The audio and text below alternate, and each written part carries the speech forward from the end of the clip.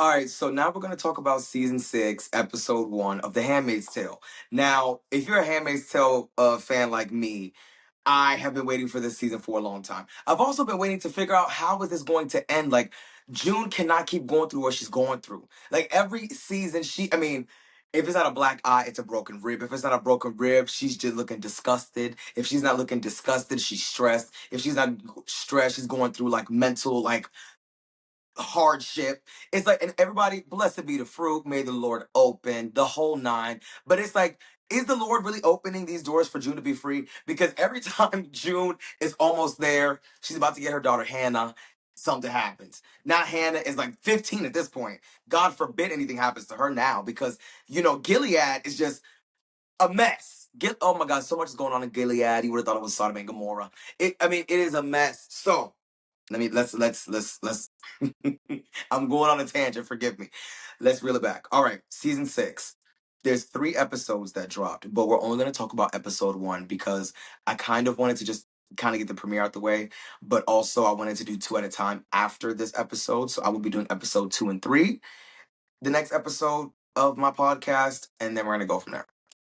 But the way that season 5 ended, it was all over. I mean, I think from what I could even remember, because I did not go back to rewatch it, but I remember June got hit. She flew when she got hit by that car, fell. The dude ran over her arm and then tried to end her. Thank God, what's her name, was able to save her, because that's crazy to me. So June, still fighting for her life. Still fighting for her life. Yeah, so now, the way that season 6 starts, we got June and the baby and Luke about to get on.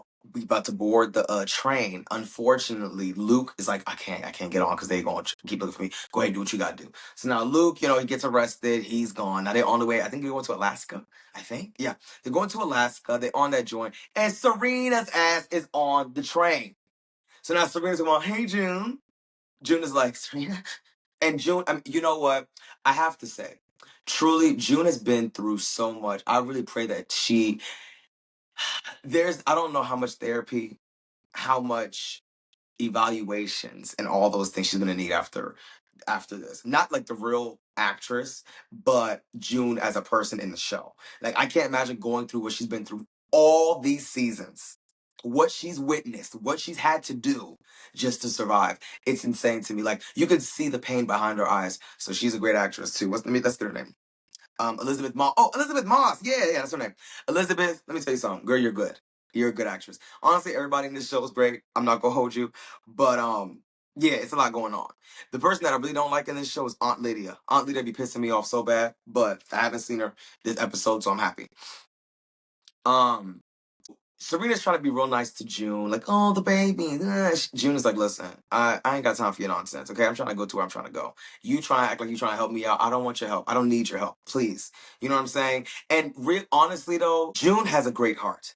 And I would have probably acted the same way June would have acted, too, because if you remember the last season, Serena had to give birth in that barn. And June had to help her through that birthing. But anybody else who was scorned like that would have been like, good luck. You gonna do this on your own. But June was like, you know what? Let me help you. Let me help you have this baby. You know what I'm saying? This baby needs you. You can't die from a fever in this barn because you want to be Mary, mother of Jesus, and give birth in a manger in Bethlehem. You got to go to the hospital. You got to do what you got to do. Get healthy so you can take care of your baby. And she gonna name the baby Noah. And I just think it's so funny how biblically named these kids are. It's so funny. And so now we got a baby named Noah, baby Noah. Hopefully he doesn't have to build an ark. And please. And so now we got baby Noah with Serena. And out of nowhere, like, pretty much the whole episode is just them on the train trying to get to Alaska, trying to get to where they're trying to go. And at some point during the train ride, people are talking about their experiences and like, oh my gosh, I was stressed. I mean, because on the train were refugees. So there's a lot of people on there that was like trying to just make it out because they were just going through it. And enough was enough. And so they were able to escape the refugees. They're trying to get to where they're trying to get into somewhere safe. And I really hope it is Alaska because I've said Alaska like 7 times today. So hopefully I'm right. One of the people, he's not a conductor of the train, but one of the people that work in the train was like, June, can I talk to you real quick? June's like, yeah. The dude's like, girl, listen, let me tell you something. That girl you with, she ain't, I don't think, do you know who she is? June was like, no, why would you? No, I don't know who that is. What? And dude was like, yeah, well, listen, um, I don't think she is who she says she is because that girl, I remember seeing her somewhere and I know who she is and I thought it up. So he now goes to Serena with this baby in her hand. And he's like, hey, yeah, so the baby's cute. Like he's like saying he was a doctor or whatever. I think that's what it was. He said he was a doctor. So now he's holding. He's like, "Oh, can I hold your baby real quick?" So he's holding Serena's baby, and Serena's thinking everything's fine. So he's holding the baby, and Serena's starting to get a little uncomfortable because he's starting to talk in a way that seems like he knows who she is. So she's like, he gets to talking, and Serena's like, "Can I, can I have my baby back?" And the baby starts, crying a little bit. He's like, Mr. Waterford would come around here, and sometimes he'd bring his wife. And that's who she was. That's who she was. You know what I'm saying? And so he's like, oh yeah, he used to bring his wife. And here's your baby back, Mrs. Waterford. Everybody in the train's like, oh, hey, nah, cuz. That's Miss Waterford. That is her. Oh. Now everybody in that train is pissed. All they see is red. Mind you, she's holding a newborn baby. Not even a month old, I don't think, from what I can recall. So now everybody's like, oh, you B word, you C word, you this, you that, you bleep. Oh, you gonna pay. And if I could be quite honest, if you watch Handmaid's Tale from season 1 through 5, all those, are they not the Martha? What do they call them in the show? I can't remember what they call them. Comment down below what they call them so I can remember for the next time I do episode 2 and 3 recap. But yeah, can you imagine you as a regular human being, outside of Gilead? You are minding your business, you got kids, whatever, cool. They hit you upside the head, you wake up, now you're wearing red and white. God forbid your favorite color is blue. Now you're wearing red and white, you don't know what's going on. Now you have to have a kid for a dude and his wife, and you sitting there, excuse me? Where's my child that I gave birth to back in I don't know, Arizona? I'm like, what's going on? Where am I? What's going on? Why are you calling it Gilead? Half of them ain't even Christians, so they don't even know what Gilead even is. So now it's just so confusing. There's so much going on. And now you're forced, unfortunately, to have babies with these dudes. And like, it's just so much going on? So I understand why those women in that train were pissed. Well, I don't understand because I haven't gone through it. But I can see the anger and the hurt and the frustration and the pissed offness in their faces. So all they see is red. They don't care what she holding and who she holding. She can hold a sack of potatoes in her hands for all they care. They want to get at her. So now June is like, no, guys, no, whatever. And the dude that was holding Serena's baby and that was telling June that Serena is in fact Serena, Mrs. Waterford. Because she got fake papers to get on the train, so nobody knew that she was Mrs. Waterford and that she was the reason and one of the people that orchestrated the beginning of Gilead. Starting this whole nonsense. Lord have mercy. So police come on because the dude was like, police gonna come in and take this girl. And June was like, listen, if y'all gonna take her, at least what we gonna do with the baby? No response. He's like, all right, bet. Police come and the police is like, oh no, this ain't Miss Water for y'all. They tripping. This ain't the girl. This ain't her. But I think he did that so that they can get their lick back because the dude that was acting like a doctor or whatever, he was like, she deserves way worse than just getting arrested. So I think that their plan was for her to get jumped and beat to a pulp like her husband was in season 4 or 5, whatever happened to, when he was getting beat by everybody with the flashlights to death. And so I think that's what they were trying to do to her. Like, I think that's the whole point, I think it looked like. So he leaves and he's like, if anybody else wants to leave with me, whatever he said. Some people leave, but some people stay, and now they all standing up. They about to whoop her. Oh man, they about to go crazy. So now they all like they try to pull up. They're like, all right, what's up, girl? What's up with it? Like they're really about to try and get her.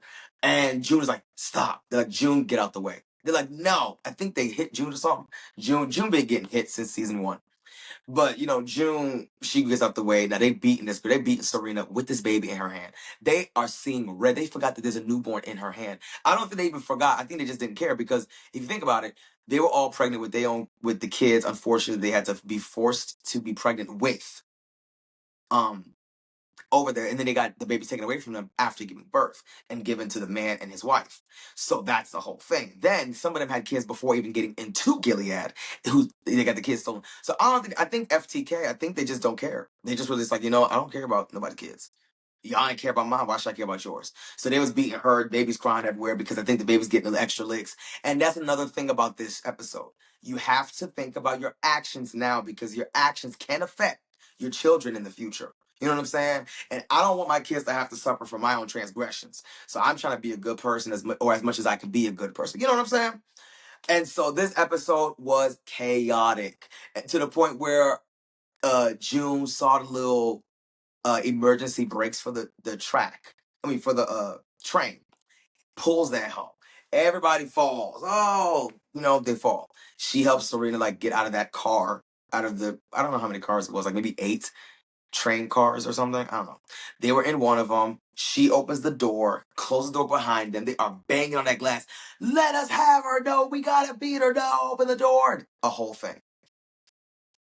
She's like, girl, you gonna have to jump.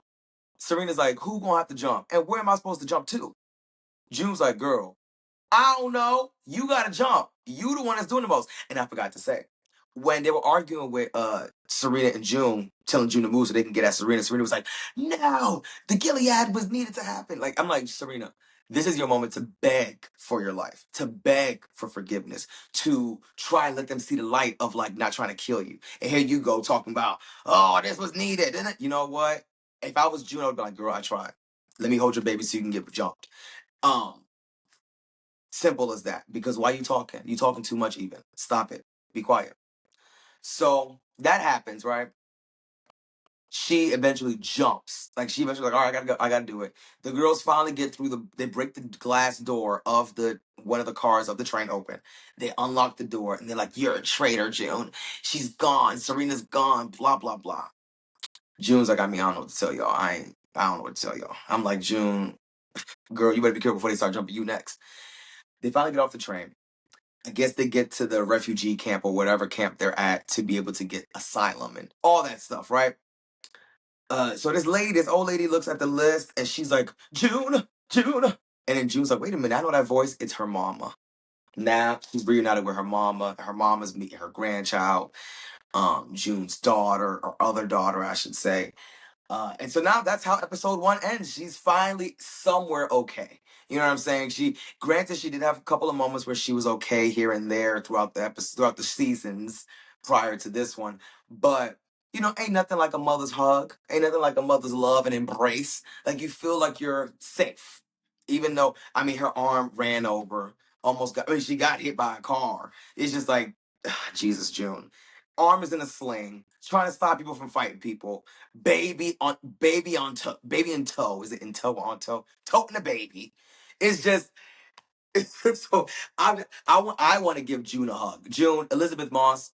Whenever I see you on the red carpet one day, because I'm gonna be on the red carpet too. Whenever I see you, Elizabeth Moss, I'm gonna give you a hug because playing June cannot be easy. Girl, it cannot be easy. I just cannot fathom. This girl is truly going through it.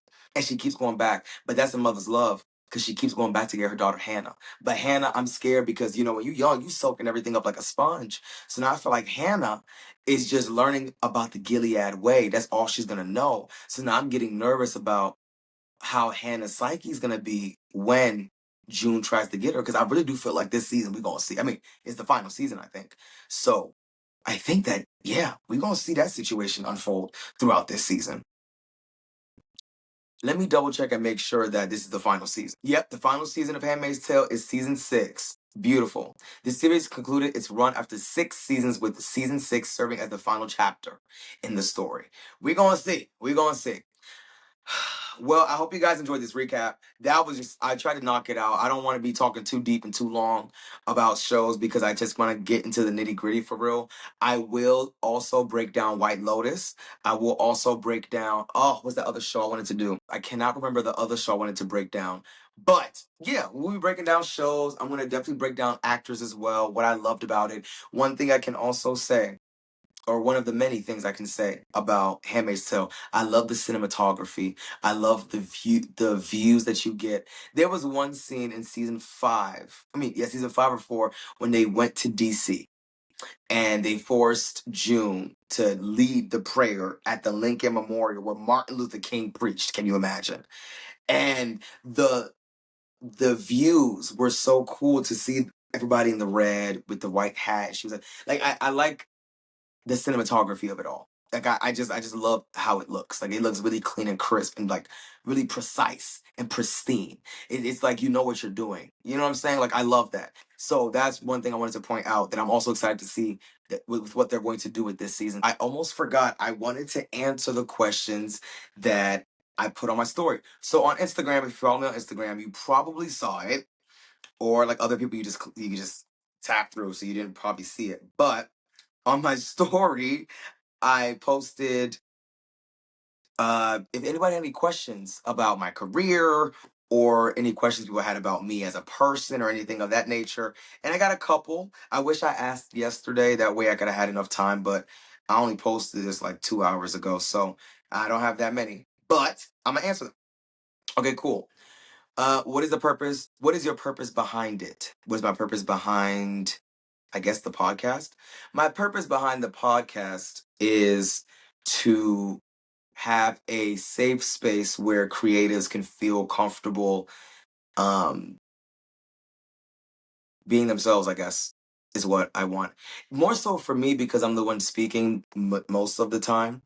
But I wanted to do this because I love TV and film. I love the entertainment world, and I wanted an outlet to be able to talk about those things and a place where I could feel comfortable enough to talk about some of the struggles that I face in trying to reach my goals in becoming an actor and a TV host and an MC and all those things.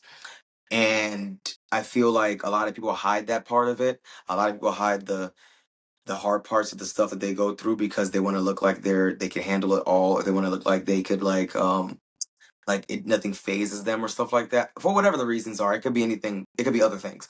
But there's something about being vulnerable that helps the next person. And so that's what I feel. I feel like me, I'm just trying to be authentic with it and be vulnerable and be open. And also I see people like, for example, Dochi, right? I look up to Dochi's come up because I saw like even her YouTube, like how she was doing like vlogs and doing YouTube, like she was a YouTuber, you know? And so it goes to show that you could just you start one way, but you don't know how that could help you get to where you're trying to go. And that's the idea with this.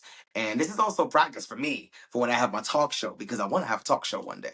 So it'd be really cool to have one. And that's what this is about. I hope that answers the question. What is the most unexpected thing you've learned, discovered, or experienced? Oof. What is the most unexpected thing you've learned, discovered, or experienced? The most unexpected thing I've learned is how quickly life could change. Because when I lost my father, it was very sudden, a very sudden, very random situation. So I think with that, I learned uh, that life is extremely unexpected. So what I discovered through that is to live your life to the fullest. Take every day as an opportunity to live your best life and to live a purposeful life, I guess I should say. And it's easier said than done. I've had times where I have not seized the day as much as I should have, but every day is a gift. Every day is a gift. And every day it's really good to seize it. Of course, every day is not going to be easy, but I think it's important to understand that it's a present. Like every day you open your eyes and be able to move your arms, you're able to move your legs, you're able to breathe, you're able to talk, you're able to do whatever.